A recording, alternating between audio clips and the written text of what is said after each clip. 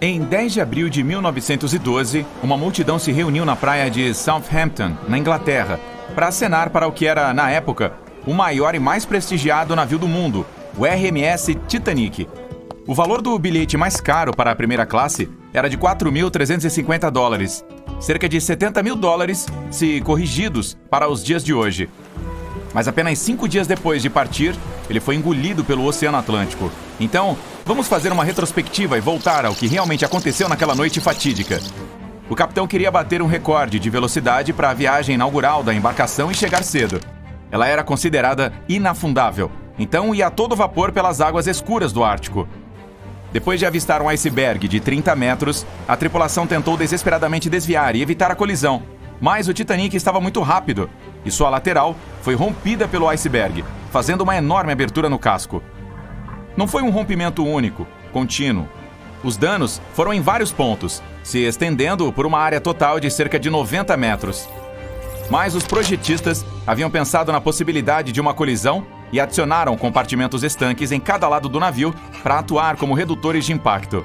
4 desses compartimentos poderiam ser rompidos e, mesmo assim, o Titanic continuaria flutuando, mas como o iceberg atingiu a lateral, abriu buracos em 6 compartimentos. Estes não se estendiam até a altura total de todos os convéses e não eram fechados no topo. É por isso que, quando mais de 4 deles foram inundados, a água atingiu o topo das divisórias e encheu os compartimentos restantes, fazendo com que o navio afundasse no oceano. Imagine isso como se fosse a água derramando ao encher uma forminha de gelo. Mas e se a colisão fosse frontal? Ainda haveria um naufrágio? Os navios são projetados pensando em possíveis colisões, e a maioria possui proteção para choques na proa. Elas são como para-choques de um carro ou barreiras em zonas de deslizamentos. São recursos de segurança que podem suportar um impacto direto. A proa poderia ter sofrido parte do impacto, e alguns especialistas sugeriram que, se o choque tivesse sido de frente, apenas de 2 a 4 dos compartimentos estanques teriam sido inundados. Então, em teoria, o Titanic poderia não ter afundado e até continuado navegando em direção ao seu destino final a uma velocidade muito mais lenta. No entanto, a força do impacto provavelmente teria sido enorme.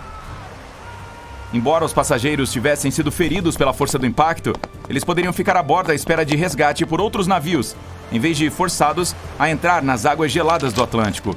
Ainda assim, um dos projetistas do Titanic, Edward Wilding, sugeriu que a força do impacto pode não ter sido tão grande. Ele disse ao inquérito britânico que muitas pessoas mal sentiram a colisão e acreditava que o navio não teria afundado se tivesse atingido o iceberg de frente. O Titanic também foi projetado com portas impermeáveis entre todos os compartimentos operados remotamente, para que qualquer inundação pudesse ser resolvida rapidamente. Como o Titanic teve 6 rompimentos na colisão lateral e por tudo ter acontecido tão rapidamente, vedar as portas não faria diferença, pois era essencialmente impossível salvá-lo naquele momento. O navio imediatamente começou a inundar, com a água entrando aproximadamente a 7 toneladas por segundo, 15 vezes mais rápido do que a capacidade de bombeá-la para fora. Portanto, embora pareça que o Titanic tenha resistido se tivesse atingido o iceberg de frente, essa ideia vem com algumas questões. Em primeiro lugar, as proteções contra colisões foram projetadas para resistir a um acidente com outro navio, não contra um iceberg gigante. Se 2 embarcações se chocassem, ambas absorveriam parte do impacto em suas proteções, compartilhando o choque e, provavelmente, permanecendo à tona. Mas o iceberg é estacionário, o que significa que o navio absorveria a maior parte da energia da batida. Se ele batesse à frente do primeiro, o impacto provavelmente teria tomado todo o seu corpo, por causa da velocidade com a qual viajava. Imagine um navio de 46 mil toneladas viajando a cerca de 37 km por hora. Em algum momento, ele atinge um iceberg, que pesa o que podem ser mais de 100 mil toneladas.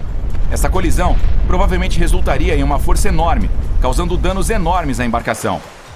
É provável que as emendas se romperiam, as escadas desmoronariam e os rebites arrebentariam por todos os lados.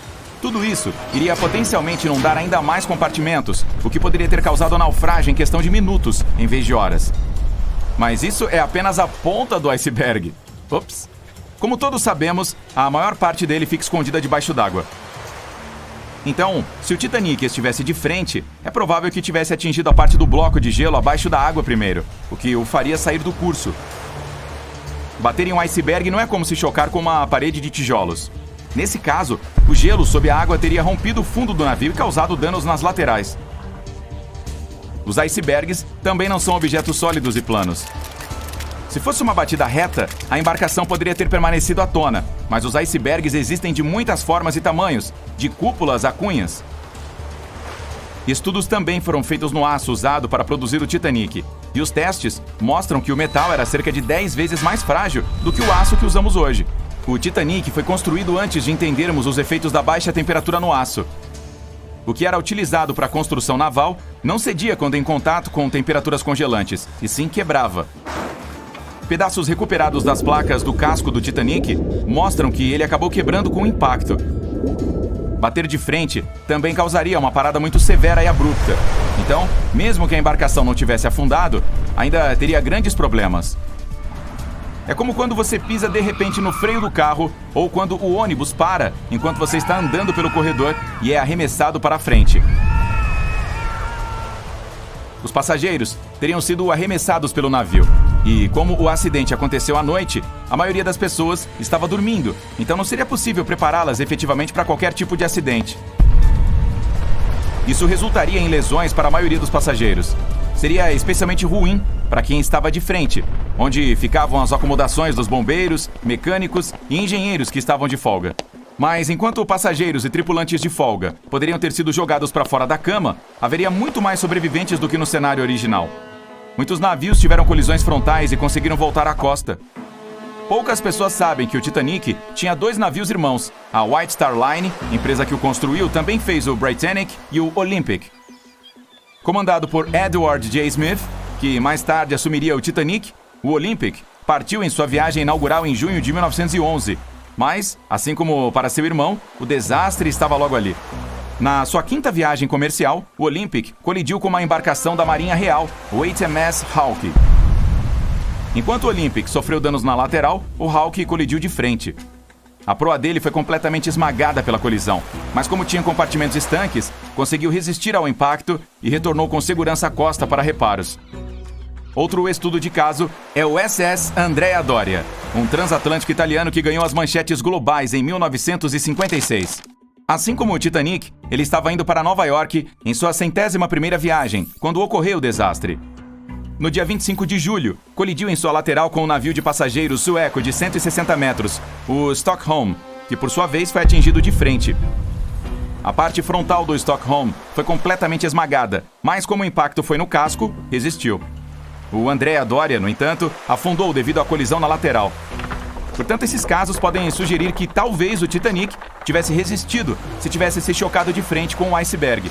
Mas temos que lembrar que o Titanic estava a toda velocidade, enquanto o Olympic e o Andrea Doria estavam navegando mais devagar.